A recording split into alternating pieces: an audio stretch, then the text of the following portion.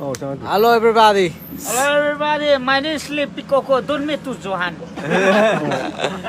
Aku ngasi 28 kita aku lengsin dulu lebih ni pasti. Aku tamu ke alpha. Apa semua aku tamu toy. Aku lengsin dulu le dah. Aduga. Miam nak yang mana satu man tu. Satu tu pakai ru nah ada. Aku dah sibuk kan ya. Kita nak kuisai kan ya. Nanti cuma khasa bisai. Netat le ngah. Cuma Numalake pamlagi nungsi warisharage. Yang kana sudah ada ni na, yang lab ko lang block sa ni bukan. Aduh saya tu kan orang sakit tu lah. Siapa pasal bisai ni? Kan orang sakit tu. Narendra Modi dah. Modi na. Atau jalan gaya. Nusiba nupi kai na gibo yaw bro. Masai tu orang habis jadi. Kai dek. Kan tu mai tu tu. Ha. Kai dek. Kan orang kan dah. Aduh yang lain tahu tadi. Langtum. Biasa tu betul. Kai hore tei mana ura ka nang bo kai to. Kai na ibu ko te pasis pas hau ni hau kore tu jo. Manung dah pun mata maji aja dina. Tam na haido kon. Haido wai sin ko ni. Ai tei mana sukhang bro. Mag suk. Ai na hai tei mana sukhang bro ba. Ya mai wari to. Ini yang nusi deh. Nak yum halo. Aduh. Nang sudah segi lab ki kutang sudah dah. Nang extra kai kai boleh dia. Ai extra hai ke tu punya. Nupa phabat thiyo. Koi kum lengau thiyo nu. Ai so itu. Nang nomor sak saja si jauh kai heading tu. Sak pa jab di hai ro ba ko. Sak pa jab di mana phana thiyo ko di hel ro. Ai ngon de wang ko di phang gi bi. Mina nok pa je. Ai na mo ni. Aduh, ayah saya itu kan jawab dia kai mana. Nangi ibu macam saya kas boleh ba. Aina saya ni thi bedana aina halle ko. Moi mana ngon de saya ni halle. Oh, hadi ini buk lagi. Ini buk sina. Ah. Ini buk sina. Maya nupa uri banang ngon lagi. Saya ni halle. Sida tum ya sana si. Oh, pare. Aduh dah buta kan hang ini. Padahal biar dah taja beri. Masih kalau lagi. Orang Wari di nungai re. Wari nungai bani. Lau koi thoro nung phatok so. Kau tanah momo gap mimi ke lela kan ko. Mai ba. Apa unit kah yo? Aku unit tu. Hai ko tanah. Tungju tunje unit momo mimi dia na dia. Satu je mid tu je. Aku bisa di pai de ko. Kau ni cik pura alih sila kari ko tali dia. Tahu ni mana tahu nu ko di tali ko. Hai mau makan tanah. Aku di lejai ba khar si tum chaja ke ba ko. Noi kau dana inau pa ibung ipam yam je nungai tre ka hayeng nungala sala sila kan ko kuki no waro gine ba. Tale esila kan ko. Alpha sananu hai ba kan mai. Ayo na. Kanano? Alpha sananu. Kana. Narration mai te. Oh. Madi kang ni. Aduh nak bagi video tu teng hadu kisah bro. Smash tahu ni isyalah hum kena. Smash tahu dia apa tu. Biden jalan gimana tu? Ayo no. Hai tu. Biden jalan ni boleh oke. Lah, mana sini. Aduh hai ro. Kai no. Nang iwari tu ai tading mai ni hai ji. Ado me am sui nungai ni mai ta kau dana halam na u ga mai ta nong thin la de ko ni sa ban na na thing gen te ko na ri. Ne agak kan mesti begini. Aduh celak tu ni. Ada nang yok sang dana. Aku gi lambi salingai dana. Aku isyalah hum kena kena matu gi wari mai kak ta gi buko. Ai na ti ni aku kai ma cha nu pi ni cha koi shou xian cha pa bi cha ren pa. Kami sana sini. Oh. Dapat pa bi cha na je. Pa bi cha na bu ko. Mana kami sana sini. Oh ise ta sam gi ba matam du de GB pai nei dana ko. GB pai na du da. GB de mi gi se sa hu ba ya dana. Oh, jibi wasit tu. hu ra som matang thagan na ko de pra bayan cha khare khang bra. Ka le Facebook ta ka tu ma chau ka mami de pura samu ma cha tu hai bra ka na mo kang bu na. Para ke comment. Adu ma ke yaw le. Kami pa le di wari tok ta ba. Na pa di pham ta ba. Nei. Nah, pai jadi laptop. Na pa di. Acha ai hojik pu yeng ne me am nusi bi dana but amu thin la kan ko. Koi tung yu ni se. But lai bu ngam de. Itu di siam lai unit oi ka yo. Lai le adu su me ang mang tha ga di. Lai sum. Me am yam serious ta ngang di pakai ka na ꯑꯗꯣ ꯍꯌꯦꯡ ꯅꯣꯡꯉꯥꯟꯕꯒ ꯌꯥꯝꯕ ꯃꯤ ꯑꯃꯅ ꯁꯨꯝ ꯃꯇꯦꯡ ꯄꯥꯡꯒꯦ ꯅꯪꯒꯤ ꯕꯨꯠꯁꯦ ꯃꯇꯦꯡ ꯄꯥꯡꯒꯦ ꯂꯥꯛꯑꯦ ꯅꯪ ꯀꯩ ꯐꯥꯎꯅꯤ ai di pangaloi ai di san lejetabni ꯂꯩꯖꯒꯗꯕꯅꯦꯕ lejetabani ha ꯑꯣ ꯁꯦꯟꯗꯤ ꯂꯩꯔꯦꯕ sendi leba ꯑꯗꯨꯗꯤ ꯑꯗꯨ ꯀꯩꯒꯤꯅꯣ ꯑꯩꯈꯣꯏ ꯂꯩꯇꯕꯒꯤ ꯂꯩꯇ꯭ꯔꯤ? ꯂꯩꯊꯣꯛꯎꯁꯤꯔꯥ kasu kai de mayam na pating pangge habibdo hoi ꯄꯥꯡꯕꯤꯌꯨ thagale pangbiu kasu kai de aingonde hena thona phabu su lei aingonde thona phattabu su lei ko kaina te ai katana phane ha ga ai katana imaleba ka sikan ha ba leite bu ko mayam dugi aingonde advance on chat su lei chat tabu su lei bu ko aine advance on chat tar ga di aingonde pangbiu mayam thagale bu ko ando ai di sungi ki di kuki mà là tí gì cái này nè kuki ma nang ye ngo no wa khan ngai ro ꯑꯩꯒ ꯊꯦꯡꯅꯕꯗ ꯐꯔꯛ ꯇꯥꯔꯦ ꯍꯥꯏꯌꯣ tumba ngam ya roi ꯑꯩꯒ ꯊꯦꯡꯅꯕꯗꯗꯤ ꯐꯔꯛ ꯇꯥꯔꯦ ꯍꯥꯏꯌꯣ asi min no puno paji mong ma de ga ha ga lo sila ko ne sia dan ching pi do net ta ching mem le be gi ꯑꯗꯣ 이신아 그노지 ꯑꯩꯈꯣꯏꯒꯤ ꯀꯩꯅꯣꯝ ꯍꯥꯏꯒꯦꯕ ꯑꯩꯈꯣꯏ ꯀꯨꯀꯤꯁꯦ ꯅꯪ ꯁꯨꯃꯥꯏꯅ ꯅꯪ ꯋꯥꯍꯩꯗꯣ ꯊꯦꯝꯃꯒ ꯊꯦꯝꯗ ꯌꯥꯅꯤ ꯍꯥ kuki ra kuki thi me ma thuk ta je o no tha da na ꯍꯥꯏꯗꯤ koi ꯈꯨꯊꯥꯗꯨꯕꯨ ha na ꯊꯦꯝꯃꯒ diam nu shira me bo ko hoi mi ge mi oi ba ni thoi pa ni moi sunu si bo ko moi na taw i ba phone ji ge hai ma tung ina di ne pirikti tung ai am si jaga su ne ai gum ba kya kya thol ka ne ba ngon de kadar hai ba me ama chakchara bai kana na naisla jimana ha jimana yam basing chakchara bai ꯑꯧ ꯆꯥꯔꯦ ꯆꯥꯔꯦ ꯆꯥꯛ ꯆꯥꯔꯦ ꯆꯥꯔꯦ ꯑꯌꯨꯛꯀꯤ ꯅꯠꯇ꯭ꯔꯣ ꯑꯌꯨꯛꯀꯤ ꯆꯥꯔꯦ ꯃꯥꯅ ꯑꯌꯨꯛꯀꯤ ꯅꯨꯡꯗꯥꯡꯒꯤ ꯑꯌꯨꯛꯀꯤꯗꯤ ꯆꯥꯔꯦ ꯅꯨꯡꯗꯥꯡꯒꯤꯗꯤ ꯍꯧꯖꯤꯛ ꯅꯨꯃꯤꯗꯥꯡꯒꯤꯅ ꯅꯨꯃꯤꯗꯥꯡ ꯌꯦꯡꯖꯔꯛꯏꯅꯤ ꯅꯨꯡꯗꯥꯡꯒꯤꯗꯤ ꯀꯟꯅ ꯊꯣꯡꯒꯠꯂꯤꯌꯦ ꯑꯩꯈꯣꯏ ꯇꯣꯡꯖꯨꯁꯦ ꯅꯪꯗꯤ ꯂꯣꯏꯔꯛꯄꯗ ꯐꯅꯤ ꯍꯦꯛꯇ ꯑꯣꯏꯔꯛꯄ ꯑꯣꯏꯍꯟꯒꯗꯕꯅꯦ ꯃꯤꯁꯨ ꯑꯍꯜ ꯑꯃ ꯄꯥꯈꯠꯄ ꯌꯥꯎꯅꯦꯕ ꯑꯩ ꯉꯁꯥꯏ ꯍꯥꯏꯈꯤꯕꯗꯣ ꯍꯧꯔꯛꯄꯗ ꯇꯥꯏꯝ ꯀꯦꯔꯤꯗꯣ ꯅꯨꯡꯉꯥꯏꯔꯤꯕ꯭ꯔꯣ ꯄꯤꯇꯝꯅ ꯅꯨꯡꯉꯥꯏꯔꯤꯌꯦ ꯅꯣꯡ ꯐꯥꯗꯣꯛꯁꯨ ꯑꯗꯨꯝ ꯀꯣꯏꯊꯣꯔꯛꯎꯅ ꯀꯥꯎꯗꯅꯀꯣ ꯑꯩꯈꯣꯏ ꯃꯌꯥꯝꯒꯤ ꯔꯦꯗ ꯕꯨꯜꯒ ꯑꯃꯨꯛ ꯄꯨ ꯂꯥꯛꯀꯅꯤꯍꯦ ꯑꯩꯗꯤ ꯍꯩꯅꯗꯦꯀꯣ ꯔꯦꯗ ꯕꯨꯜꯗꯨꯗꯤ ꯀꯩ ꯍꯩꯅꯒꯦ ꯇꯤꯀꯦꯠ ꯃꯐꯝ ꯍꯥꯏꯒꯣꯕꯗꯣ ꯇꯣꯡꯖꯨ 28 ꯃꯦꯂꯥ ꯂꯝꯄꯥꯛ ꯑꯩꯈꯣꯏ ꯖꯦꯁꯀ꯭ꯌꯨ GSQ makha taadi moi lonjalagadi English lonjalagadi hainadre aide haitebe English maitrona ima leba leibne ima londo ꯍꯌꯦꯡ ꯑꯩ ꯀꯩꯅꯣꯝ ꯍꯪꯒꯦꯕ ꯍꯌꯦꯡꯁꯦ ꯏꯌꯥꯝꯕ ꯀꯣꯔꯧꯅ ꯏꯌꯥꯝꯕꯒ ꯋꯥꯔꯤ ꯁꯥꯟꯅꯕ ꯄꯥꯝꯃꯦ ꯍꯥꯏꯔꯗꯤ ꯏꯌꯥꯝꯕꯗ ꯀꯩ ꯐꯥꯎꯅꯤ as kai haini I'm proud kai ai English learning adum ai jauthokseningai ne adumaina ga haibirpa hamje ꯑꯩꯈꯣꯏ ꯂꯨꯆꯤꯡꯄꯨꯔꯦꯜꯅ ꯑꯩꯈꯣꯏ ꯂꯨꯆꯤꯡꯄꯨꯔꯦꯜꯅ ꯍꯥꯏꯕꯤꯔꯛꯄ ꯍꯥꯏꯁꯦ ꯑꯩ ꯆꯥꯎꯊꯣꯛꯆꯅꯤꯡꯉꯥꯏꯅꯤ ꯑꯩꯁꯨ ꯃꯥꯏ ꯄꯥꯛꯄ ꯃꯥꯏꯀꯩꯗ ꯄꯨꯔꯛꯑꯕꯅꯤ ꯀꯩꯅꯣꯗꯤ ꯃꯩꯈꯨꯁꯤꯅꯗꯤ ꯐꯖꯔꯦ ꯃꯩꯈꯨꯗꯣ ꯑꯗꯨꯝ ꯁꯦꯝꯃꯨꯁꯦ ꯑꯝꯇ ꯑꯗꯣ ꯏꯌꯥꯝꯕꯁꯤ ꯌꯨ ꯊꯛꯄ꯭ꯔꯣ ꯍꯣꯏ ꯃꯔꯝ ꯊꯛꯑꯝꯃꯦ ꯂꯤꯚꯔ ꯇꯥꯎꯕꯗꯩ ꯊꯛꯇ꯭ꯔꯦ ꯇꯥꯍꯧꯔꯕ ꯀꯩꯅꯣ ꯑꯩ ꯇꯥꯍꯧꯔꯕ ꯑꯩ ꯁꯣꯛꯄ ꯅꯠꯇꯕ ꯑꯩꯗꯤ ꯗꯥꯏꯔꯦꯛ ꯊꯥꯡꯒꯩꯁꯤꯡ ꯇꯥꯍꯧꯔꯦ ꯍꯥꯏ ꯏꯕꯨꯡ ꯃꯌꯥꯝꯅ ꯍꯥꯏꯔꯦ ꯍꯥꯏ ꯑꯁꯤꯗꯤ ꯔꯦꯁꯄꯦꯛ ꯂꯩꯌꯦ ꯃꯥ ꯆꯍꯤ ꯀꯌꯥ ꯁꯨꯔꯒꯦ ꯏꯌꯥꯝꯕ ꯆꯍꯤ ꯀꯌꯥ ꯁꯨꯔꯒꯦ ꯑꯩꯔ ꯍꯟꯗꯛ ꯅꯕꯦꯝꯕꯔ 12ꯇ 35 ꯆꯪꯈ꯭ꯔꯅꯤ ꯌꯥꯝ ꯑꯉꯥꯡ ꯑꯣꯏꯔꯤꯅꯦ ꯑꯗꯨꯗꯤ ꯑꯉꯥꯡ ꯑꯣꯏꯌꯦ ꯏꯌꯥꯝꯕꯁꯦ ꯌꯥꯝ ꯐꯅꯤ ꯍꯩ ꯃꯥꯅꯦ ꯃꯤ ꯑꯃ ꯅꯣꯛꯍꯟꯕ ꯉꯝꯕ ꯍꯥꯏꯕꯁꯦ ꯑꯩꯁꯨ ꯆꯥꯎꯊꯣꯛꯆꯅꯤꯡꯉꯥꯏ ꯅꯠꯇ꯭ꯔꯣ ꯀꯩ ꯆꯣꯛꯊꯣꯛꯆꯅꯤꯡꯉꯥꯏꯅꯦ ꯆꯥꯎꯊꯣꯛꯆꯅꯤꯡꯉꯥꯏ ꯑꯣ ꯑꯩ ꯁ꯭ꯄꯦꯂꯤꯡꯗꯣ ꯆꯥꯛ ꯆꯥꯔꯕꯣ ꯃꯥꯏꯀꯥꯞꯄꯤ ꯏꯌꯥꯝ ꯈꯨꯃꯟꯒꯤ ꯈꯨꯅꯣꯛ ꯑꯃ ꯇꯧꯔꯤꯁꯤ ꯀꯃꯥꯏꯅ ꯇꯧꯔꯤꯅꯣ ꯏꯕꯨꯡ ꯃꯌꯥꯝꯁꯦ ꯆꯥꯛ ꯆꯥꯔꯕꯣ ꯈꯔ ꯆꯥꯅꯕ ꯌꯥꯎꯈ꯭ꯔꯦ ꯅꯠꯇꯦ ꯃꯥꯏꯀꯥꯞꯄꯤ ꯈꯨꯃꯟꯒꯤ ꯈꯨꯅꯣꯛ ꯑꯃ ꯆꯪꯉꯤꯁꯦ ꯀꯃꯥꯏꯅ ꯇꯧꯔꯤꯅꯣ ꯃꯇꯧ ꯇꯝꯃꯤꯔ ꯅꯠꯇ꯭ꯔꯒ ꯏꯁꯥꯒꯤ ꯍꯥꯟꯅꯒꯤ ꯍꯦꯕꯤꯠꯂ ꯀꯃꯥꯏꯅ ꯇꯧꯕꯅꯣ ꯑꯩꯗꯤ ꯍꯦꯕꯤꯠꯅꯦ ꯃꯥꯏ ꯀꯥꯞꯄꯤꯁꯦ ꯑꯩꯅ ꯆꯍꯤ 3 ꯑꯃꯨꯛ ꯍꯜꯂꯝꯒꯗ꯭ꯔꯥ ꯍꯜꯂꯛꯒꯅꯤ ꯃꯤꯅ ꯍꯥꯏ ꯍꯥꯏꯔꯦ ꯍꯥꯏ ꯒꯥꯏꯁ ꯍꯥꯏ ꯍꯜꯂꯣ ꯍꯥꯏꯌꯣ ꯅꯠꯇꯦ ꯍꯥꯏ ꯑꯗꯨꯝ ꯂꯤꯚꯔꯗꯣ ꯈꯨꯜꯍꯧꯗ꯭ꯔꯕꯣ ꯏꯌꯥꯝꯕ ꯑꯩ ꯑꯩ ꯀꯩ ꯂꯝꯗ ꯇꯥꯍꯧꯔꯤꯅꯣ ꯄꯣꯔꯣꯝꯄꯥꯠꯇꯔ ꯔꯤꯝꯁ ꯁꯥꯏꯠ ꯇꯥꯍꯧꯔꯤꯔꯥ ꯂꯥꯡꯒꯣꯜꯗꯔ ꯍꯨꯏ ꯆꯥꯊꯣꯛꯈ꯭ꯔꯦ ꯇꯥꯍꯧꯕ ꯃꯐꯝꯗꯣ ꯑꯩ ꯂꯤꯚꯔꯁꯦ ꯍꯣꯏ ꯑꯩꯉꯣꯟꯗꯩꯗꯤ ꯁꯝꯃꯤꯗꯣ ꯅꯦꯠ ꯁꯝꯃꯦ ꯃꯨꯛ ꯇꯧꯅꯔꯕ ꯅꯠꯇꯦ ꯀꯥꯏꯗꯅꯣ ꯍꯥ ꯀꯥꯏ ꯇꯥꯍꯧꯔꯤꯅꯣ ꯂꯤꯚꯔꯁꯦ ꯍꯣꯁꯇꯥꯟꯗꯣ ꯀꯣꯡꯃꯅꯥꯟꯗ ꯂꯩꯀꯥꯏꯗ ꯀꯣꯡꯕꯅꯥꯗ ꯌꯣꯟꯕ ꯀꯥꯏꯗ ꯅꯟꯗ ꯂꯩꯀꯥꯏ ꯄꯪꯉꯕꯝꯗ ꯇꯧꯕ ꯑꯗꯨꯗꯤ ꯌꯥꯝꯅ ꯐꯅꯤꯅꯦ ꯀꯀꯥꯅꯤ ꯍꯥꯏꯔꯤ ꯅꯪꯁꯦ ꯀꯀꯥꯅꯤ ꯀꯀꯥꯅ ꯐꯠꯇ꯭ꯔꯣ ꯀꯀꯥ ꯐꯠꯇ꯭ꯔꯣ ꯀꯥꯏꯁꯦ ꯏꯌꯥꯝꯕꯩ ꯁꯛꯁꯤ ꯌꯥꯝ ꯐꯅꯤ ꯇꯧꯒꯗꯕ ꯃꯤ ꯌꯥꯝ ꯃꯥꯜꯂꯦ ꯍꯥꯎ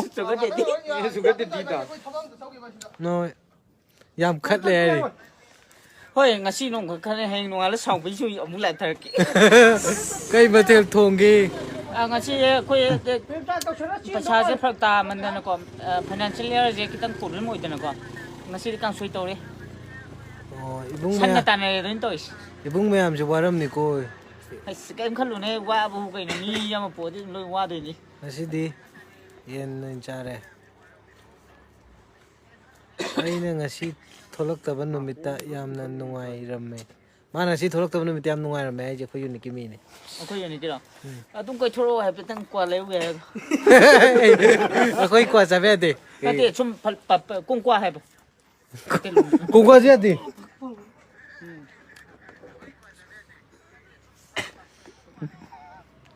Uche nga halega. निशा बजा में आगे दे हो kung kwa zuya kidra amate kung kwa zu biel lay re ba mistake language mistake marak sila sarang na wala pa Ano, yambagi ay siyang magkanam ta haja yambay magunda na.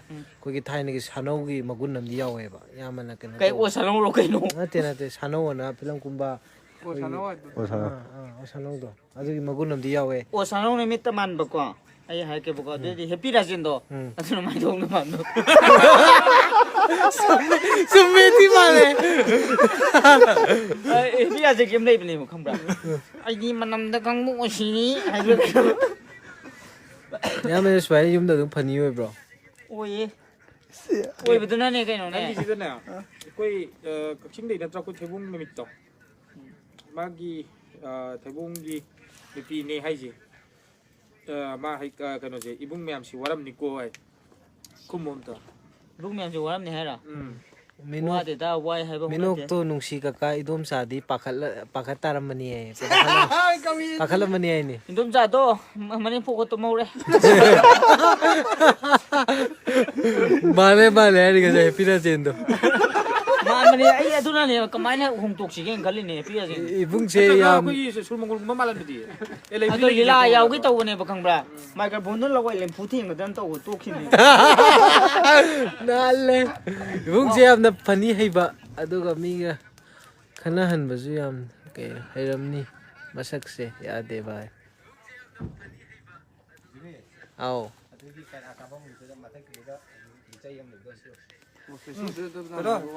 juris ne sir life thai ba nu pa koi friend ji ga ne koi lekha do ne hay kaw de na me sanga di tos la kan ko thla kan ko hangam gum di kan ngau je My real se. My real se.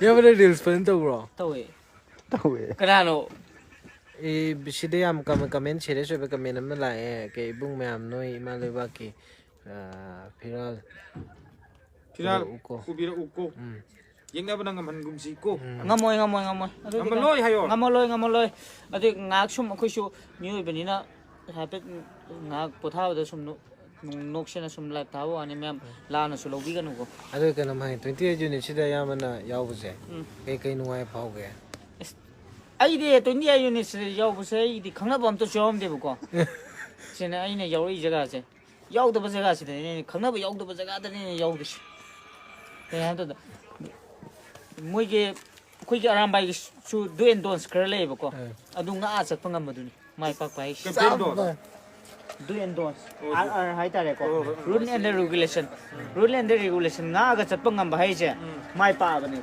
ado sum entertainment wa ma hange yam na khwai pam be hero ni je kai hero ni manipur da manipur da ironis meyam na di ai te tu ji ga haro ga di am kibam ta de iron kai hero ni no abena ai ne ngau je de abena ne bu ko ma di thajan gi ba jaga da mayon mangam ba nupi ne bu ko fatta ba la ba sa bo ro abena ji ko tu na kana ge ho no tek chu na mesina ga ma na ro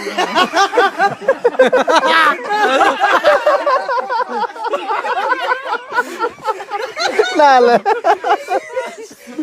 Oi ko to rai o te tu jo te tu jo la ge se ut pa chi de sa ba o no la ma ibungi pisum do break khara hallo mi yam ngong na ba yaw mani break khara lo mi yam ngong na ba ngao su pai le tre ngoi stai bos ki pos le ti ngam ro je lo yin yang nga hak le ga nok ta bida nong phadok su nong na ke nok ta bi da ra ꯑꯩꯗꯤ ꯅꯣꯛꯇꯗꯤ ꯁꯨꯡꯌꯥ ꯌꯥꯔꯣꯏ ꯅꯣꯛꯀꯗꯕꯅꯤ ꯍꯥꯏꯕꯅꯤꯗ ꯅꯣꯛꯀꯗꯕꯅꯤ ꯍꯥꯏꯔ ꯑꯩ ꯅꯣ ꯁꯤꯒꯤ ꯂꯩ ꯄꯥꯗ꯭ꯔꯦ ꯇꯣ Ole ole. ꯁꯦꯁ ꯃꯦꯛꯁꯤꯅꯥ ꯃꯦꯛꯁꯤꯅꯥ ꯑꯦ ꯀꯩ ꯃꯦꯛꯁꯤꯅꯥꯒꯤ ꯀꯩꯅꯣꯗꯨꯗꯤ ꯇꯦꯇꯨꯗꯨꯅꯤ ꯃꯥ ꯍꯛꯏꯁꯦ ꯃꯥ ꯑꯩꯅꯗꯤ ꯍꯜꯂꯛꯑꯦ ꯃꯉꯣꯟꯗꯒꯤ ꯇꯨ ꯄꯨꯔꯥ ꯆꯞ ꯃꯥꯟꯅꯅ ꯍꯛꯑꯦ ꯃꯥꯅ ꯁꯥꯏꯅ ꯆꯨꯝꯅ ꯆꯠꯈꯤꯕ ꯑꯩꯅ ꯐꯩ ꯆꯠꯄ ꯀꯩꯒꯤꯅꯣꯕ ꯁꯤ ꯍꯛꯏꯁꯦ ꯀꯩ ꯋꯥꯈꯟꯗꯅꯣꯕ ꯑꯩꯒꯤꯗꯤ ꯀꯣꯔꯤꯌꯥꯒꯤ ꯅꯨꯄꯤꯅ ꯀꯩꯅꯣ ꯇꯣꯃꯤꯅ ꯖꯄꯥꯅꯤꯁ ꯅꯨꯄꯤꯅꯤ ꯀꯩꯅꯣ ꯀꯩ ꯃꯥꯅ ꯍꯛꯑꯦꯅ ꯍꯛꯏ ꯑꯣꯏꯔꯝꯒꯅꯤ ꯁꯤꯁꯨ ꯅꯠꯇꯦꯗ ꯃꯥꯅ ꯑꯩ ꯃꯇꯧ ꯇꯝꯒꯦꯅꯦ ꯈꯪꯅꯕ꯭ꯔꯣ ꯏꯌꯥꯝꯕ ꯃꯦꯛꯁꯤꯅꯥꯒ ꯈꯪꯅꯗꯦ ꯃꯦꯛꯁꯤꯅꯥꯕꯨ ꯀꯅꯥꯅꯣ ꯑꯗꯣ ꯍꯌꯦꯡꯗꯤ ꯃꯦꯛꯁꯤꯅꯥꯅ ꯀꯩꯒꯨꯝꯕ ꯁꯣꯝꯁꯨ ꯎꯅꯅꯤꯡꯉꯦ ꯍꯥꯏ ꯇꯥꯔꯗꯤ ꯀꯩ ꯈꯟꯅꯤ ꯑꯩꯈꯣꯏ ꯌꯨꯅꯤꯠꯁꯤꯗ ꯃꯥꯅꯒ ꯄꯣꯠ ꯃꯌꯥꯝ ꯄꯨꯊꯔ ꯂꯥꯛꯑꯦ ꯈꯜꯂꯣꯅꯦ ꯑꯗꯨ ꯃꯥ ꯊꯤ ꯊꯥꯒꯠꯂꯦ ꯀꯩꯅꯣ ꯌꯥꯝ ꯅꯨꯡꯉꯥꯏꯔꯤꯌꯦ ꯃꯥ ꯊꯤ ꯑꯩꯈꯣꯏꯒꯤꯗꯃꯛꯇ ꯃꯇꯦꯡ ꯄꯥꯡꯕꯤꯕ ꯍꯥꯏꯕꯁꯦ ꯃꯣꯏꯒꯤꯗꯃꯛꯇ ꯑꯩꯈꯣই ꯃꯃꯥꯡ ꯊꯥꯔ ꯁꯤꯗꯣꯏꯅꯤ ꯀꯩꯅꯣ ꯆꯞ ꯃꯥꯟꯅꯩ ꯀꯩꯅꯣ ꯏꯕꯨꯡꯁꯦ ꯐꯥꯒꯤ ꯇꯧꯕ ꯌꯥꯝ ꯍꯩꯌꯦ ꯑꯩꯈꯣꯏ ꯗꯗꯥ ꯊꯩꯕꯣꯡ ꯃꯃꯤꯠꯀ ꯀꯩ ꯊꯩꯕꯣꯡ ꯃꯤꯗꯤ ꯀꯅꯥꯅꯣ ꯐꯅꯕ ꯌꯥꯕ ꯀꯩꯅꯣꯗꯣ ꯑꯣ ꯑꯃꯗꯣ ꯃꯥꯏ ꯀꯩꯅꯣꯁꯨ ꯆꯞ ꯆꯥꯅꯤ ꯇꯧꯋꯤꯗꯅ ꯋꯥꯔꯤꯁꯦ ꯌꯥꯝ ꯅꯨꯡꯉꯥꯏꯔꯤ ꯑꯩ ꯂꯥꯏꯚ ꯌꯦꯡꯕꯗ ꯄꯨꯛ ꯅꯥꯔꯦ ꯍꯌꯦꯡꯗꯤ ꯑꯗꯣ ꯅꯪꯁꯦ ꯊꯣꯛꯂꯛꯀꯗꯕꯅꯤ ꯏꯁꯥꯅ ꯏꯁꯥꯕꯨ ꯍꯦꯄꯤ ꯔꯥꯖꯦꯟ ꯃꯥꯜꯂꯤ ꯁꯨꯃꯥꯏꯅ ꯃꯤꯅ ꯍꯥꯏꯖꯤꯜꯂꯛꯄꯗꯤ ꯑꯩꯁꯨ ꯌꯦꯡꯉꯨꯕ ꯍꯦꯄꯤ ꯔꯥꯖꯦꯟꯒ ꯑꯩꯒ ꯊꯝꯃ ꯐꯣꯇꯣꯗꯣ ꯑꯗꯣ ꯇꯁꯦꯡꯅ ꯍꯥꯏꯒꯦꯕꯀꯣ ꯅꯧꯕ ꯅꯪ ꯍꯌꯦꯡ ꯍꯦꯄꯤ ꯔꯥꯖꯦꯟꯅ ꯀꯝꯄꯜꯁꯔꯤ ꯊꯤꯔꯛꯀꯅꯦꯕ ꯊꯤꯔ ꯑꯩ ꯂꯤꯂꯥ ꯌꯥꯎꯒ ꯍꯥꯏꯗꯤ ꯁꯨꯡꯌꯥ ꯌꯥꯎꯔꯣꯏ ꯐꯨꯅꯅꯤ ꯑꯗꯨꯗꯤ ꯌꯥꯔꯣꯏ ꯑꯩꯗꯤ ꯑꯗꯨ ꯅꯪ ꯂꯤꯂꯥ ꯌꯥꯎ ꯍꯥꯏꯕ ꯅꯠꯇꯕꯤꯗ ꯅꯪꯕꯨ ꯍꯣꯏ ꯎꯅꯁꯦ ꯈꯣꯠꯅꯁꯦ ꯍꯥꯏꯕꯗꯤ ꯍꯦꯄꯤ ꯌꯥꯏ ꯔꯥꯖꯦꯟꯒ ꯃꯥꯜꯂꯦ ꯍꯥꯏꯁꯦ ꯑꯣꯖꯥꯗ ꯀꯩ ꯍꯥꯏꯅꯤꯡꯉꯤꯕ ꯑꯣꯖꯥ ꯑꯩꯈꯣꯏꯗꯤ ꯑꯣꯖꯥ ꯑꯣꯏꯗꯣꯏꯅꯤꯀꯣ ꯃꯣꯏꯁꯦ ꯑꯣꯖꯥ ꯑꯣꯏꯗꯣꯏꯅꯦ ꯑꯩꯈꯣꯏ ꯏꯊꯛ ꯊꯣꯡꯕꯅꯤꯅꯀꯣ ꯏꯊꯛ ꯊꯣꯡꯕ ꯑꯩꯈꯣꯏꯕꯨ ꯇꯥꯛꯄꯤ ꯇꯝꯕꯤꯕ ꯉꯝꯕ ꯉꯥꯛꯇꯅꯦꯕ ꯃꯥꯅꯦ ꯃꯥꯅꯦ ꯑꯣꯖꯥꯕꯨ ꯑꯩ ꯈꯣꯏꯔꯨꯝꯖꯔꯤ ꯑꯗꯣ ꯑꯩꯅ ꯈ꯭ꯋꯥꯏ ꯀꯥꯛꯄꯗꯤ ꯒꯨꯅ ꯒꯨꯅꯥ ꯃꯥꯏ ꯀꯣꯡꯀ꯭ꯋꯥꯗ ꯑꯣꯖꯥ ꯑꯩ ꯑꯗꯨ ꯈ꯭ꯋꯥꯏ ꯍꯧꯖꯤꯛꯀꯤ ꯃꯇꯝꯁꯤꯒ ꯍꯥꯏꯅꯔꯒꯗꯤꯀꯣ ꯑꯦꯋꯥꯔꯅꯦꯁ ꯄꯤꯕꯗ ꯍꯥꯏꯔꯒꯗꯤ ꯑꯣꯖꯥ ꯇꯞꯇꯥꯁꯦ ꯅꯪꯒꯤꯁꯦ ꯂꯥꯏꯐ ꯑꯍꯨꯝꯂꯛ ꯁꯨꯔꯦ ꯑꯣꯖꯥ ꯇꯞꯇꯥꯁꯦ ꯊꯥꯒꯠꯂꯦ ꯃꯤꯉꯣꯟꯗ ꯊꯧꯅꯥ ꯄꯤꯕ ꯏꯁꯩ ꯈꯔ ꯌꯥꯎꯔꯤꯕ ꯊꯥꯏꯅꯗꯩꯁꯨ ꯃꯥꯅ ꯄꯤꯔꯛꯄ ꯏꯁꯩ ꯃꯌꯥꯝꯗꯅꯦ ꯃꯤꯉꯣꯟꯗ ꯂꯣꯏꯅꯃꯛ ꯃꯇꯝꯗꯨ ꯆꯥꯅꯕꯀꯣ ꯑꯦꯠꯃꯣꯁꯐꯤꯌꯥꯔꯗꯨꯒ ꯆꯥꯅꯕ ꯄꯣꯠ ꯈꯔ ꯑꯗꯨꯝ ꯌꯥꯎꯋꯦꯕꯀꯣ ꯏꯌꯥꯝꯕꯩꯁꯨ ꯌꯥꯝ ꯊꯥꯒꯠꯅꯤꯡꯉꯥꯏ ꯂꯩꯌꯦ ꯏꯌꯥꯝꯕꯅ ꯐꯥꯒꯤ ꯇꯧꯊꯣꯔꯛꯄ ꯑꯩꯈꯣই ꯃꯌꯥꯝ ꯅꯣꯛꯏꯁꯤꯗꯤ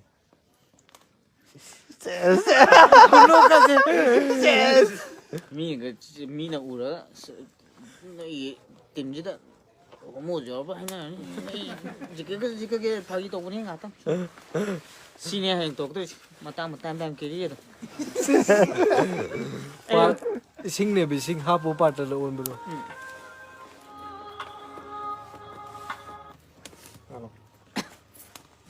ꯄꯨꯡ ꯀꯌꯥ ꯇꯥꯔꯖꯥꯠꯅꯣ ꯇꯥꯔꯦ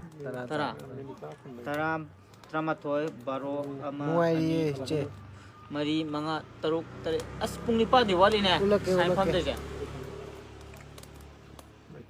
ꯔꯤꯜꯁ ꯌꯥꯝ ꯍꯩꯕꯅꯦ ꯍꯥꯏꯔꯦ ꯏꯌꯥꯝꯕꯁꯦ ꯔꯤꯜꯁ ꯌꯥꯝ ꯍꯩꯕ꯭ꯔꯣ ꯇꯧꯋꯦ ꯔꯤꯜꯁ ꯈꯔ ꯖꯄꯥꯅꯤꯁ ꯅ ꯍꯦꯟꯕ ꯌꯥꯕ꯭ꯔꯣ ꯀꯣꯔꯤꯌꯥꯅ ꯍꯦꯟꯕ ꯌꯥꯕ꯭ꯔꯣ ꯑꯩꯈꯣꯏꯁꯨ ꯃꯩꯇꯩꯅꯤ ꯀꯩꯅꯣ ꯏꯌꯥꯝꯕꯁꯦ ꯊꯥꯏꯅꯅꯦ ꯑꯩꯈꯣꯏꯒꯤ ꯑꯩ ꯅꯨꯄꯤꯒ ꯁꯥꯔ ꯖꯒꯣꯏ ꯁꯥꯔꯝꯃꯤ ꯊꯥꯏꯅ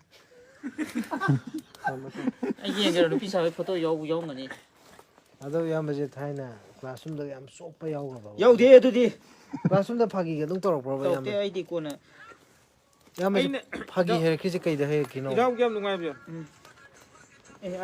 ꯑꯗꯨꯏ ꯏꯁꯩꯁꯨ ꯂꯩꯌꯦ ꯑꯩ ꯖꯒꯣꯏ ꯁꯤꯁꯦ ꯏꯌꯥꯝꯕꯒꯤ ꯑꯦꯀꯥꯎꯟꯗꯣ ꯑꯝꯇ ꯍꯥꯏꯈꯣꯁꯦ ꯏꯌꯥꯝꯕꯁꯦ ꯀꯃꯥꯏꯅ ꯍꯥꯡꯒꯦ ꯑꯩꯒꯤ ꯐꯦꯁꯕꯨꯛ ꯑꯦꯀꯥꯎꯟꯁꯦ ꯃꯌꯥꯝꯅ ꯌꯥꯝ ꯍꯧꯖꯤꯛꯀꯤ ꯃꯇꯝꯁꯤꯒ ꯑꯩꯅ ꯍꯥꯏꯔꯒ ꯌꯥꯝ ꯆꯥꯟꯅꯗꯕꯅꯦꯕꯀꯣ ꯁ꯭ꯂꯤꯄꯤ ꯂꯨꯐꯤ ꯁꯤꯒꯤ ꯑꯉꯥꯡ ꯗꯥꯟꯁ ꯁꯥꯎꯕ ꯑꯝꯇ ꯎꯠꯂꯣ ꯍꯥꯏꯁꯦ ꯁꯥꯎꯕ ꯑꯩ ꯁꯥꯎꯕ ꯁꯨꯃꯥꯏꯅ ꯌꯥꯗꯦꯕ ꯑꯩ ꯅꯣꯛ ꯑꯗꯨꯝ ꯉꯥꯡꯕꯅꯦꯕ ꯑꯩ ꯐꯦꯁꯕꯨꯛ ꯆꯦꯅꯦꯜ ꯖꯨꯔꯤꯁ ꯏꯌꯥꯝꯕꯁꯦ ꯈꯣꯡꯃꯟꯗꯒꯤ ꯑꯗꯨꯝ ꯀꯣꯡꯕ ꯁꯥꯎꯕꯒꯤ ꯃꯥꯏ ꯅꯠꯇꯦ ꯁꯥꯎꯕꯗꯤ ꯌꯥꯔꯣꯏ ꯍꯦꯔꯣꯒꯤ ꯃꯁꯛ ꯃꯇꯧ ꯐꯖꯕ ꯋꯥꯡ ꯆꯥꯎꯕꯒꯤ ꯃꯥꯏ ꯈꯨꯂꯩꯊꯣꯛ ꯇꯧꯔꯛꯎꯔꯥ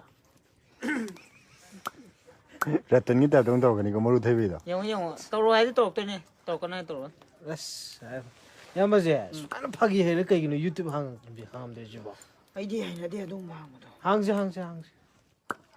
ꯍꯥꯡꯁꯦ ꯍꯌꯦꯡꯗꯤ ꯍꯥꯡꯉ ꯍꯧꯔꯅꯤ ꯌꯨꯇ꯭ꯌꯨꯕꯀꯤ ꯐꯥꯒꯤ ꯈꯔ ꯇꯧꯁꯤꯒꯗꯧꯔꯒꯦ ꯑꯌꯥꯝꯕꯅ ꯃꯌꯥꯝ ꯁꯨꯝ ꯅꯣꯛ ꯂꯩꯒꯗꯤ ꯌꯥꯔꯣꯏ ꯑꯩꯈꯣꯏꯗꯤ ꯀꯨꯀꯤ ꯐꯖꯅ ꯂꯣꯏꯁꯤꯜꯂꯒꯅꯦ ꯐꯖꯅ ꯍꯥꯡꯉꯛꯀꯦ ꯅꯥꯅ ꯃꯥꯏꯒꯁꯦ ꯍꯧꯖꯤꯛꯇꯤ ꯇꯨꯝꯕ ꯆꯥꯕ ꯃꯊꯣꯡ ꯃꯔꯝ ꯈꯪꯅꯗꯕ ꯃꯌꯥꯝꯁꯦ ꯀꯝꯄ꯭ꯂꯦꯛꯁꯟꯒꯁꯦ ꯄꯨꯔꯥ ꯍꯥꯔꯥꯁꯃꯦꯟꯅꯦꯕ ꯁꯦꯁ ꯀꯝꯄ꯭ꯂꯦꯛꯁꯟ ꯍꯥꯏꯔꯞꯁꯤꯅꯦ ꯗꯣꯛꯇꯔꯒꯤ ꯏꯁꯩ ꯑꯃ ꯏꯗ ꯀꯃꯥꯏꯅ ꯇꯧꯗꯧꯔꯒꯦꯗꯣ ꯑꯗꯣ ꯆꯠꯂꯨꯁꯦ ꯅꯣꯡꯃ ꯑꯩꯈꯣꯏꯒꯤ ꯀꯩꯅꯣ ꯈꯤꯇꯪ ꯌꯦꯡꯉꯒ ꯆꯠꯁꯦ ꯁꯛꯍꯟꯕ꯭ꯔꯥ ꯈꯣꯡꯍꯟꯕ꯭ꯔꯥ ꯇꯧꯔꯒ นั่นพี่ชาบิหรอ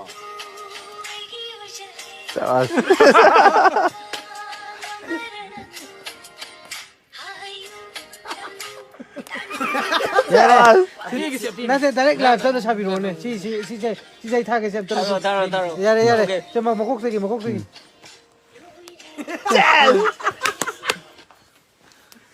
따로 이제도 따로. 세이 타로. 가모이도 띠끼띠 호. 사모이 되기네. 아도 뭐. 나도 이거 타러 가더라고. 이 사이 누군 타러 오면 라이브에 떨어져 봐.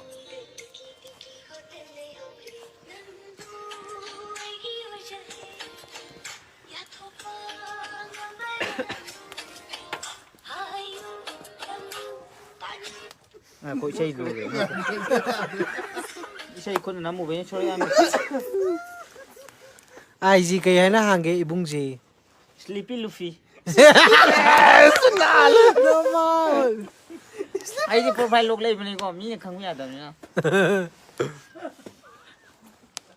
폰 지금 까네 빨리 마드는 폰 준비해야 돼. 얘는 그 따라 신인도 봐. 하대. 얘는 그 지나 나 투티를 그냥 당무나 마다 볼래 비우 하이 누가 이거. 아이 미다이네. 나 투티를 그냥 나 저희 그 상하 소리 그냥 나 마다 볼래 비우 누가 이거.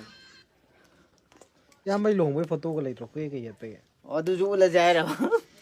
아두지 그냥 그 아코이 오자 피라지 말람 너무 많은데. 만데도 돼. Hero man. Ya em bây giờ xem nhìn lại. Sleeping Luffy 맞습니다. 이게 루피 소낙지 싱하이 빠도 거리 사냥 파고도. 주트루군 아두 그 말람 너무 많고. Cái đó mà lệ. Hay là cái film nữa. 소낙지 싱하이 빠도. Khôi thay này cái khôi 선언가 불기만 빠지지 만자. thay này cái khôi film hero cái bà Rahul đó, adu sai phê mà lệ. Em hay nữa thay na. 하이 그바 lumpu도 못 야우도. 그러면 lumpu도 못 지나다 봐 아마도. 그러면 지나 하이지나 안간게 지나 하이지나 아마도 말에 하가 마민도 하이바디 강다보고. lumpu도 못 야우도 레나도 디 파자다면 에스폭 바디 파자다면 거. 아마도 말에 아마도 말 아이까나노 하이 오싱이 하이죠. 아도 에스폭 바디 부르거도 봐 이거 그러나 이거는데. 아마도 말에 나 mamit ka kitang masuk kitang kutak tab ne ko chi dak sakan kit apechang mane ba do mala bu Love from Kaksing này. kaksingi kanguro Chahi 35 pakte ai di 15 malu re 15 18. ya tumai na hai pu to ai kitang tungin chauth 아도 한덕기 Kai lay na. 라지. Oh unit lay. 한덕 색깔도 뭐 거기 라나 거기 로테이션 셀렉거니드나. sabto ne khuju 아 한덕기 첫 번째. 역시 난기 그런 거 도마 올라가 기질라 생겨지게. Yes. 난기 두바이 내션 왕이. Single 내션 왕이 rồi. 통화 봐. Ibung cái mình đó tai biro ye, ya mấy mình đó. ai sleepy luffy facebook account na username na ai ming na sing na alpha 난이 소리 또 타고 짭싸네. Yes. 이게 누군지 립스틱 있다 이거 말이. ai na chega hapo ka pa ai shi sai jang ngong ji रतल live माले ने अदु दे. maloi Maloi. Ya mà je hero ka kumbi ga di ko bain to ne. ade kumai rau matam na kai thagle khambra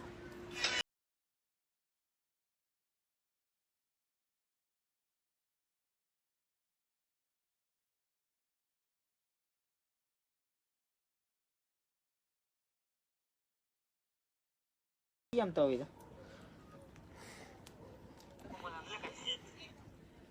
bai to Mai tei nate amit na hari je mai tei masing hengkar la je plan to ra si ai. kuki yang anu bi ka julu sing gisi boy si to kisi Kram ba unit kino ibung sing noi. Ka ko gi thongju unit ki oi ne. Ibung je comedy yeng ra lan kaw re ibung gi comedy yeng ra lan kaw re ai ai. de lan pham du sai to ko de ni no kaya ga dakka sinjen sa kaya ka de ko de kulai je dam ne ko no wi ka pa ucha ka pa ma ga na sinjen sa kaya ka de kuki de ji lam de sha dang ka lam de no ai yem le tung de kan mi man thi sa de ga dan cha ben ko phul fu je ga na ngam ma da na ti Unit 28.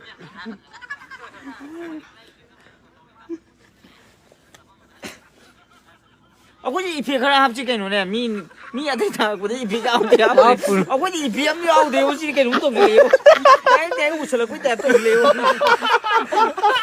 บอกเดี๋ยวเอาเดี๋ยวผมตัวก่อน ibung masa kya suragi ไอ้ตัวที่ให้กันเนี่ยงานหนูพี่กิตทีเลย da korong na haiba plan do khitang khana se sittaba khoi ꯑꯗꯨ ꯏꯅꯥꯎꯄꯥ ꯅꯪ ꯈꯪꯖꯜꯂꯛꯀꯗꯕ ꯑꯃꯀꯣ ꯍꯧꯖꯤꯛ ꯑꯩꯈꯣꯏꯒꯤ ꯃꯤꯇꯩꯁꯦ ꯃꯁꯤꯡ ꯍꯟꯊꯔꯦꯀꯣ ꯋꯥꯠꯂꯦ ꯃꯤꯇꯣꯞ ꯃꯌꯥꯝ ꯆꯥꯅ ꯍꯦꯜꯂꯦ ꯑꯗꯨꯅ ꯑꯉꯥꯡ ꯃꯉꯥꯗꯤ ꯇꯥꯗꯕꯤ ꯍꯥꯏꯕꯁꯦ ꯑꯩꯈꯣꯏ ꯁꯤꯒꯤ ꯄꯥꯟꯗꯝꯁꯦ ꯐꯤꯔꯦꯞꯁꯦ ꯄꯨꯟꯅ ꯂꯧꯃꯤꯟꯅꯁꯤ ꯅꯪ ꯀꯩ ꯋꯥꯈꯜ ꯈꯜꯂꯤ ꯃꯁꯤꯒꯤ ꯃꯇꯥꯡꯗ ꯑꯉꯥꯡ ꯃꯉꯥꯗ ꯅꯠꯇꯦ 10 ꯎꯄꯣꯛꯀꯦ ꯇꯧꯅꯤ ꯑꯗꯨ ꯄꯩꯁꯥ ꯅꯨꯡꯁꯥ ꯕꯤꯀꯣꯁ ꯄꯩꯁꯥꯒꯤꯗꯤ ꯀꯩꯝ ꯈꯜꯂꯨꯅꯨ ꯄ꯭ꯔꯣꯕ꯭ꯂꯦꯝꯗꯣ ꯈꯔ ꯂꯩꯁꯤꯜꯂꯛꯀꯗ꯭ꯔꯥ ꯍꯌꯦꯡ ꯑꯉꯥꯡ ꯃꯉꯥ ꯄꯣꯠꯁꯨ ꯂꯩ ꯑꯉꯥꯡ ꯃꯉꯥꯗꯣ ꯑꯥꯏꯑꯦꯁ ꯉꯥꯛꯇ ꯑꯣꯏꯁꯤꯜꯂꯣ ꯑꯩꯅ ꯅꯩꯒꯦ ꯍꯥꯏꯔꯛꯀꯅꯦꯕ ꯑꯗꯨꯗꯤ ꯄ꯭ꯔꯤꯊꯤꯕꯤꯁꯦ yamana ko e pam thok che is or malin ꯋꯥꯉꯥꯡ ꯈꯨꯗꯤꯡ ꯑꯩꯁꯥꯏ ꯀꯩ ꯍꯥꯏꯅꯣ ꯁꯤ ꯃꯤꯅ ꯅꯣꯂꯦꯖ ꯑꯣꯏꯒꯅꯤ ꯀꯨꯀꯤ ꯏꯔꯦꯡꯕꯝ ꯑꯃꯨꯁꯤꯡ ꯍꯥꯏꯔꯕ ya ꯑꯩꯁꯨ ꯀꯩ ꯏꯔꯦꯡꯕꯝ ꯑꯃꯨꯁꯤꯡꯗꯨ ꯏꯅꯤꯡꯉꯤꯔꯕ ꯂꯥꯏꯛꯄꯨ ꯌꯥꯎꯃꯤꯅꯤ ꯐꯣꯇꯣꯗ hayeng lan je lo sala kan ibung gi night ama pangthok se paisa puthoke program senabagi ꯇ ꯅꯩꯊꯦ ꯂꯣꯏꯔꯦ ꯀꯩꯅꯣꯅꯦ Says. ꯑꯗꯨ ꯃꯇꯝꯗ ꯁꯝꯁꯨ ꯁꯥꯏ ꯖꯣꯏ ꯏꯐꯦꯛꯀ ꯍꯥꯞꯄꯒ ꯀꯩꯀꯥ ꯑꯗꯨꯗꯗꯤ ꯃꯦꯀꯞ ꯌꯥꯎꯗ꯭ꯔꯗꯤ ꯌꯥꯔꯣꯏ ꯑꯗꯨꯗꯗꯤ ꯐꯖꯔꯅꯤ ꯍꯧꯖꯤꯛ ꯈꯛ ꯉꯧꯖꯩꯁꯦ ꯁꯥꯏꯁꯦ ꯄꯨꯔا ꯗꯥꯛ ꯁꯔꯀꯜꯅꯦ ꯂꯥꯛꯀꯗꯣꯏ ꯅꯤꯄꯥꯡꯒꯁꯨ ꯄꯨꯔꯥ ꯗꯥꯛ ꯄꯨꯔꯥ ꯃꯑꯣꯡ ꯑꯃ ꯂꯥꯡꯆꯥꯒꯁꯨ ꯄꯨꯔꯥ 이봉네가 하이닝을 해야 되지. 라로 꼬마 땀 되지 파지 아니 먹고. 야뭐 다 누피 뒤에 답은 좋은가? 에 답은 이 와이 아니 그냥 답은 다 빠이야 돼 뭐 그런 누피마. 아니면 그 참나를 여기 좀 걸어 판전 뭐 그저 딱 그래. 돈내 따. 돈 돈. 뭐 맞아 본데 야 도에 젠틀맨 신라고도 빠이도 빠힌다고 또 위노 가야고. 야디 뭐 젠틀맨 벌었지 아니라 하고 깜짝 놀랐지. 아유 이까이 몰라고 본다 왜 좀 걸어가. 뭐 그저 딱라가 돈내 따 이만 마이. 누피 뒤에 좀 물어봐. 누피 뒤에 종들이다 이랑 아땅 아이 누피 뒤에. 야뭐 파제 샷까지. 가자. 어차피 저 탈고 라이프세도 뭐. 야 뭐는 레이래. 그이는 그냥 삼지 좀 빠른 난사네지. 삼지 좀 하행 이싱연 버ছত 뽀콧보도 이랑 돌아간다. 어디 밑에 그들 곧 그다는 좀 파다 없기 정정가리 간 토크니다. 누피 뒤에는 다 박한 그래 얘기해. 박한 야우드래. nupi loi thi re da naman anaman thi ai khata ni thi da pakhang chak am yeng gera ontro ke ko parabali mane thongsu unit kine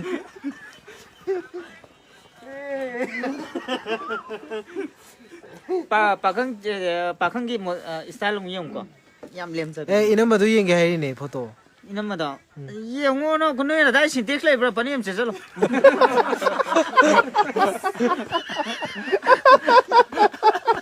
मैं दाई सिंटेक्स लेंगे ने बका यूं हम लेंगे सिंटेक्स लेंगे पीछे टेक्स wala ke Kamu kita lo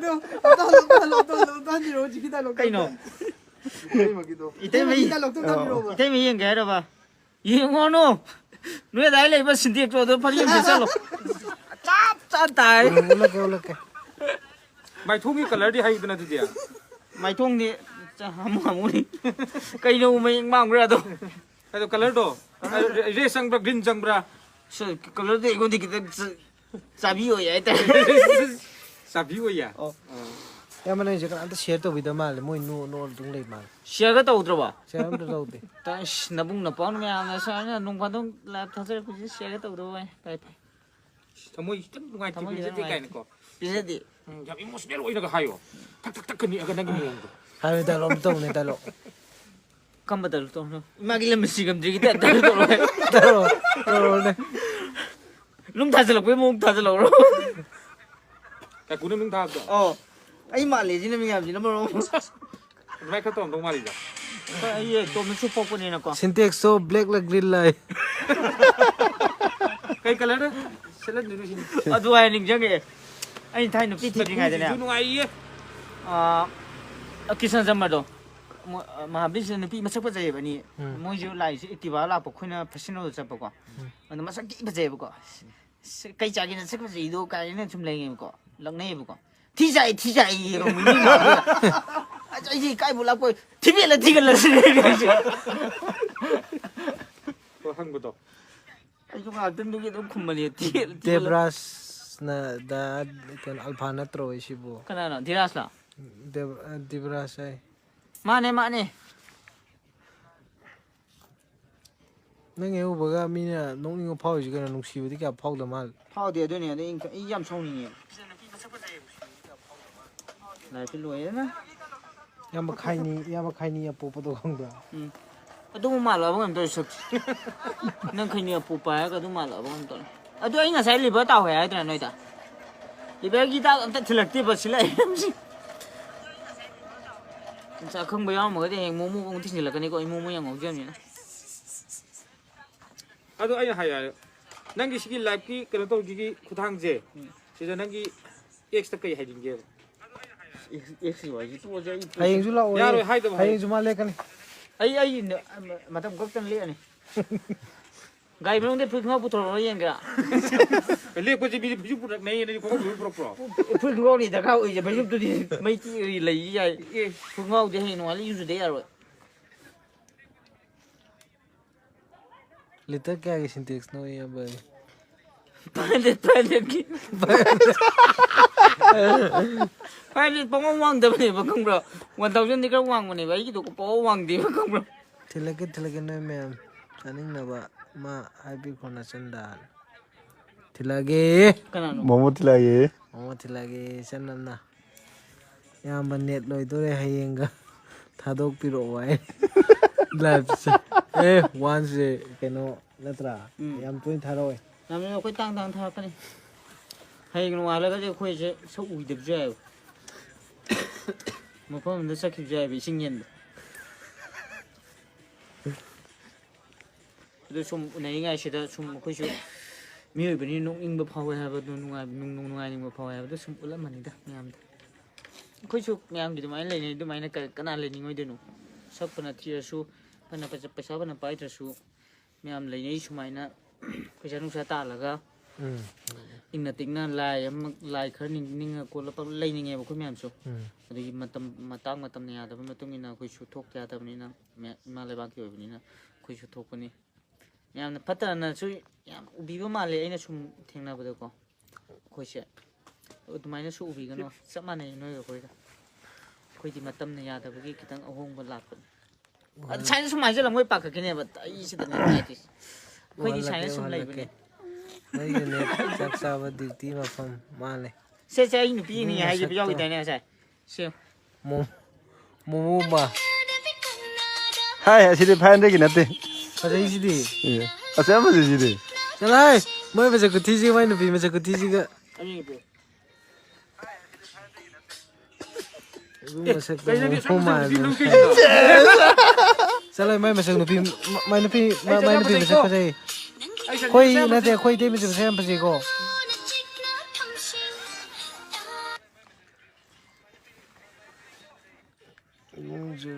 내 진짜 사실 게 있노 nuôi bắt đầu hay bên này 아도 이제는 다른 말 그러고 ba cái số hay rồi chắc hình như họ bắt đầu cái của tiếng này hình như những ngài in đây cái này mà tới cái thầu thì ta khăn gì vậy mà cái thầu đó rất là nhiều cái gì 알파 너희 뭉주시 짜크라크랑 쌀이야 anh này khôi mà này khôi xe này khôi xe này 어 너희 쟤네 너희 샤이네 낭네 이마네 거 Happy familyนี่เนี่ยเด้อ cái này nó bảo cái dụng cái này ok 오 가까이 마사 마속 마사 가까이 마사 따래 거 뭐? Yam sa này yam ba. 이노 ai xe lại anh ta ninh để ai ninh là chuyện cả lắm mà nhận được cookie lôi cái với những lôi